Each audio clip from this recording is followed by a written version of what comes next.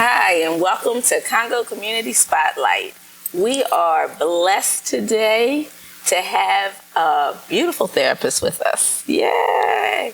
She has notes, but she's been doing this for so long, I think I'm going to take the paper. I probably need it. So, welcome. You want to introduce yourself? I don't want to say your name wrong. That's okay. Hi. Thank you so much for having me. Thank you for inviting me. I'm so excited to be here. My name is Kalonya Jones, and I'm a licensed therapist in New Jersey and Pennsylvania. Yay. See, I would have messed the Y part up over there. So, look at that. So, guess what? You're not going to be that good. So, you're going to just get surprised. Okay. All right. So, tell me, what made you decide to actually become a therapist? If I'm being totally honest, my own childhood, my own trauma, my own set of obstacles that I had to go through growing up, and just like always wondering why people do the things that they do. That was like a big push, like even through undergrad. I graduated with a degree in psychology, but it was like the behaviors, like why do people do what they need? Why? Well, and yeah, you know, divorced, things of that nature with my parents. So like that was like a big trauma in my life. So yeah, just transitioning from like down south, moving up north, that was another. Yeah, that's a big difference. Yeah, it's a huge difference. I was like, oh my goodness. But yeah, that was like mostly the reason. That's most of the reason. Well, that was a good. So exactly, that's why we're featuring this right now a lot, because I am dealing with my own traumas, and so I thought if I had known some of these things years ago, I might be better. Right. So the goal is to try and let everyone identify, because sometimes we're just in life, so. This is life. We don't even recognize it's a trauma. I agree. So how can we tell people to start noticing trauma? Okay. I would say whenever you're in a situation and you're like, wait, I don't think that I should be behaving this, because like it seems like it's a little bit too much for this situation. Whether you're driving a car, someone cuts you off and you like just go from 0 to 60, then it's probably deep rooted in some trauma. Or either like if you're having an argument or a disagreement with someone, and then like it goes from like 0 to 60, like maybe that something that person said, something that person smelled, like whatever the case may be, it triggered me back to that memory that I don't want to go to. So now I'm 0 to 60. Okay. Yeah. Yes. All right. So that makes a lot of sense. So how do we recognize, because a lot of times when we're in trauma, it's because of some things with some other people. Yeah. How do we recognize that in other people? So we know what should we do when we recognize that with other people? I think showing empathy as much as possible and trying to put yourself in another person's shoes is so much easier to say than to do, because especially if you're already in a heightened state of mind, you're in flight or flight freeze mode, you're not thinking about, let me calm down and have a good conversation with this person. You're like, but I would say like try to, as much as possible, step back from the situation and like analyze and think about it, like, what really happened here? Like, what are we really talking about? How can we really like find a solution to this problem? Because like at the end of the day, everyone wants to be happy, right? You want to be heard, you want to be seen, you want to be happy. So just trying to have some type of understanding. Yeah. That's it. So now, if we want to get in touch with you, how do we find you? I would say a couple different ways. I am on social media, the Lotus Counselor on Instagram. You can find me that way. You can also call me or text me, 610-699-9475, or shoot me an email as well, info@thelotuscounselor.com. So I'm licensed in PA in New Jersey, but not just Delaware, but I am like working on getting licensed in Delaware. Yeah, so not just yet, because it takes a while to get approved with like the different states and the different boards and things of that nature. Yes, definitely. Okay, so you did a great job because you said it very well, but my people were still running for their paper. Can you say all that information one more time for me? Yes. So you can find me, thank you so much. So you can find me on social media. You can either shoot me a DM on social media on Instagram @the Lotus Counselor. You can also give me an email, info@thelotuscounselor.com, or you can give me a call or a text at 610-699-9475. All right. So how did you come up with that name? That's very interesting. I'm actually Buddhist. So within Buddhism, it talks about karma and like just putting good karma out there, and like whatever you put out there, you're going to receive. So with the lotus flower, like I'm trying to just do good by my community, being like a Black clinician. I'm trying to help our community as well as others. But like I know the stigma within like the Black community as far as like trauma and like counselors and things of that nature. But like just trying to be like how the lotus flower is, because the lotus flower only blooms maybe once a day. Okay. But it's like in the murkiest of the murkiest waters in the swamps. Okay. But like you can always find something beautiful within like life itself. Yes. Even if you're going through traumas, obstacles, struggles, there's light at the end of the tunnel. And I think therapy is the way. That's it. I think therapy is the way now too. There's some understanding that we have to get here. So now that's very interesting. So you're on the low side of both things. How many African American licensed therapists. Okay. Therapists are there. So there's only 4%, y'all. 4% of us. That's it. Of That is everybody. it. So Yes. that makes you very valuable. Again, thank you. because I think it's good to talk to people that you can relate with. Yes. Somebody who's speaking your language. Yes. Somebody who can Yes. understand whatever it is that you're saying. Sometimes when you go to other cultures, don't really understand what is happening or something. And if you that don't may be mind, can I mention something Please. that we had before? So Yes. you said you're a grandmother. Like Yes. a lot of times, especially in the Black community, we always look for the matriarch of the family, whether it's our mother, our grandmother, like to kind of help guide our way, which is great, which Yes. is fine. But when we think about the generational like cycles and stuff that Yes. kind of continue, when we want to break those cycles, sometimes like therapy is just a good little thing to inject in your life Yes. to give you the tools, techniques, and like be able to have that understanding and empathy, even for your grandparents and like what they had to go through to even try to break their cycles. Right. But now it's like we have the torch. Yes. We literally have the torch, and we got to break these cycles as much as possible. Yes, for sure. And it's very difficult. I mean, like you said, how can you, in the midst of what's happening, and analyze yourself? Can you give us a little tool? Yes. Yes. So there's something that I love doing, even for me, because I get stressed out, child. Yes. So there's something called the grounding technique that I use. It's called the 5-4-3-2-1 grounding technique. So you use all 5 of your senses.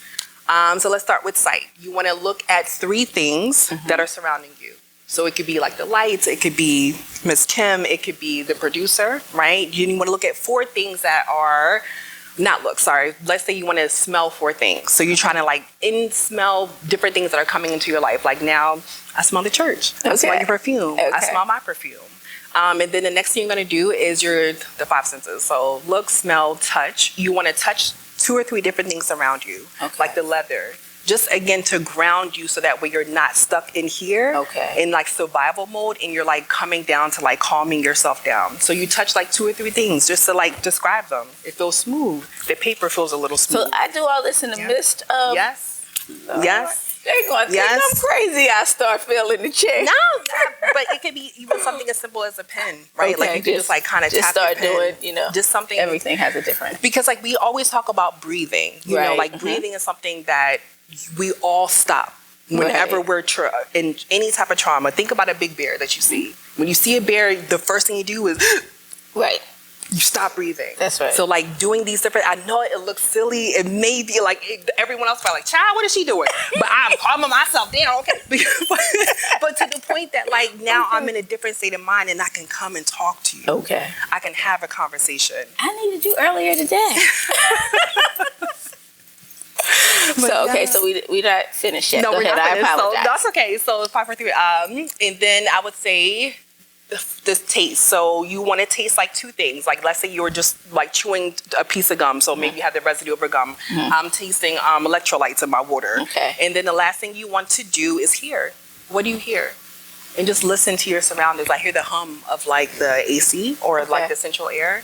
But literally, like even I see the producer call me, like you get calmed down. Okay. Because like whenever we're in a trigger state of mind, we're in survival mode. I'm trying to fight. I'm trying to run. I'm freezing up.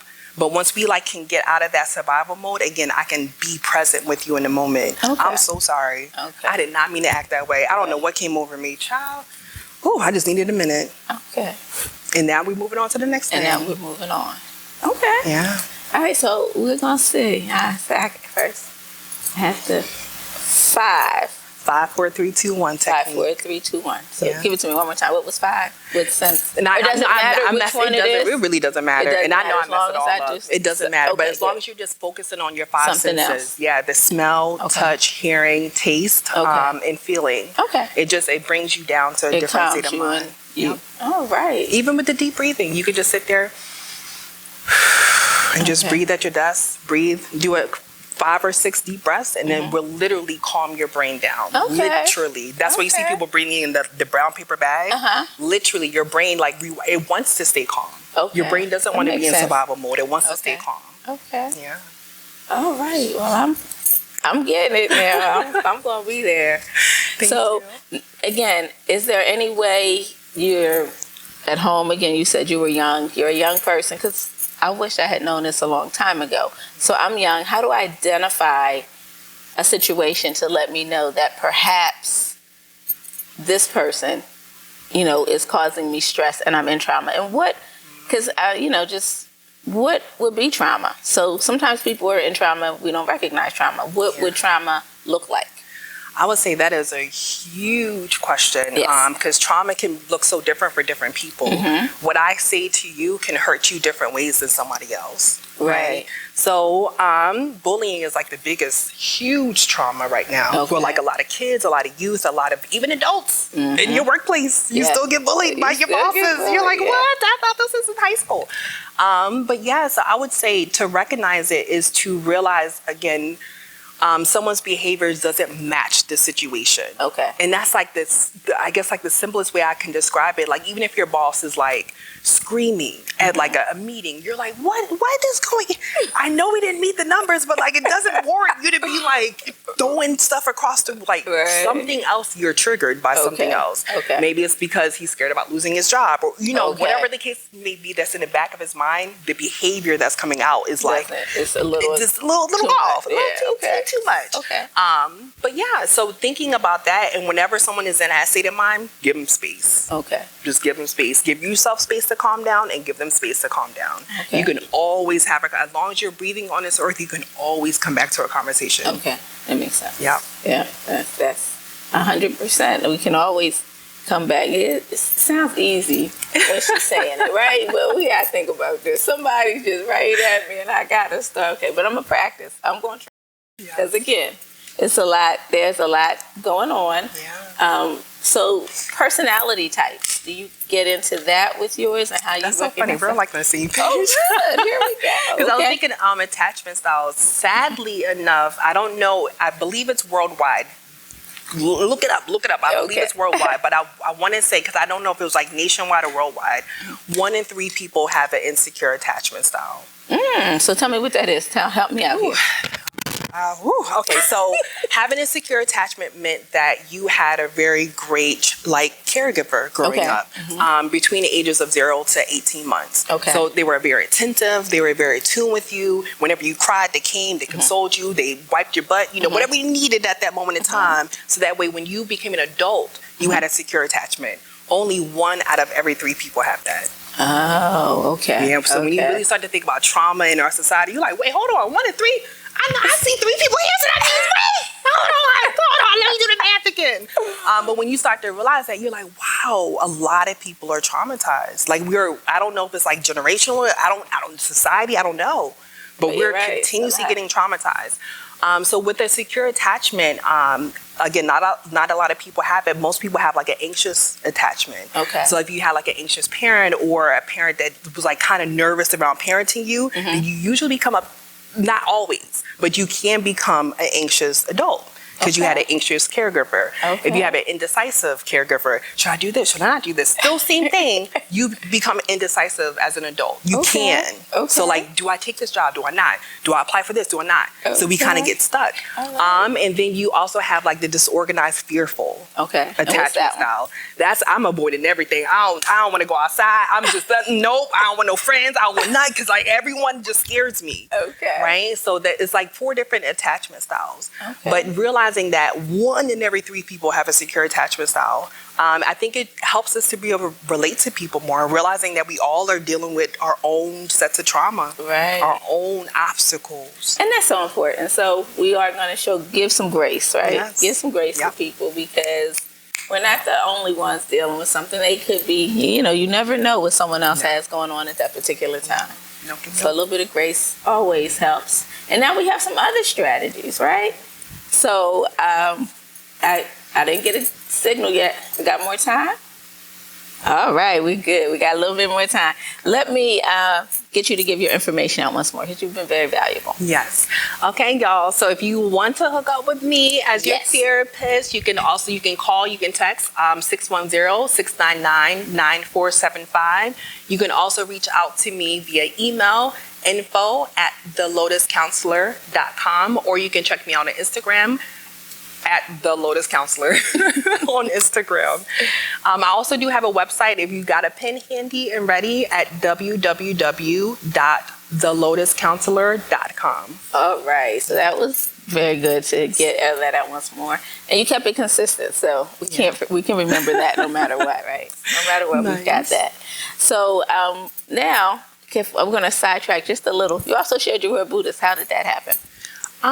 So that was a struggle with my family because I grew up Christian. Okay. So it was like, oh Lord, that was a conversation and a half. But I would just say with Buddhism, how were you introduced? I guess it was introduced when I was pregnant with my daughter, who's now about to be 15. So almost 15 years ago, I just went through a lot of struggles. I was homeless and pregnant at the same time, and it just felt like everywhere I was turning to was like doors were just closing. And then the one door that opened was like a friend who was Buddhist, and she just kind of told me about Buddhism and was like, girl, you just need to chant. And I was like, I need some money. You talking about chant? I got bills, and this one needs that milk. Like, what do you chant, girl? She was like, that's the best I can give you. And I was like, oh my God. So I just started chanting, and I didn't really think about it. I was like, I don't even believe in this. This sounds weird. But when you think about Tina Turner's movie, she was chanting. I forgot the movie. Oh my gosh. It was like right on the tip of my tongue. I know. It was right there on the tip of my tongue. The Tina Turner movie. Oh my gosh. But she's chanting in the movie. Right. What's love got to do with it? Oh, I'm so sorry. Y'all know y'all mad at me out there. I'm so sorry. But what's love got to do with it? So that was like another introduction to me. He's so mad at me. But that was another introduction to me chanting as well, to like seeing Tina Turner and like how she changed her whole life around. So I was like, well, maybe there's something in with this. And I really believe in karma, like what you put out there and like giving that back. And even if I don't care what religion you are, like spirituality, just like thinking about other people, just thinking about other people. Definitely. And I think that was like a huge, huge drive for me. So when you started chanting, it made a difference after that? I was able to get into one of the top tier schools in the nation, Villanova University. I graduated summa cum laude with a little one. She was only 3 or 4 at the time. That was a single parent. It was a struggle. But if I didn't have like my friends or my faith, by my side, I really don't think I would be a therapist right now. Okay. Well, we've learned a lot today from you. And I really I asked you that. I apologize if I seem intrusive, but I want people to know that whatever brings you peace. You know what I mean? So sometimes people think you have to do one religion or another, but you have to have peace within yourself. So whatever gives you peace. So thank you for sharing. Thank you. Because you may have inspired someone to find their peace, because we all get that criticism, right? If we go outside with it's traditional Black America. Yeah. So it's more important to find peace. I agree. And so let me thank you for everything that you've done for us today. It's been wonderful. And everybody stand by. We'll be right back.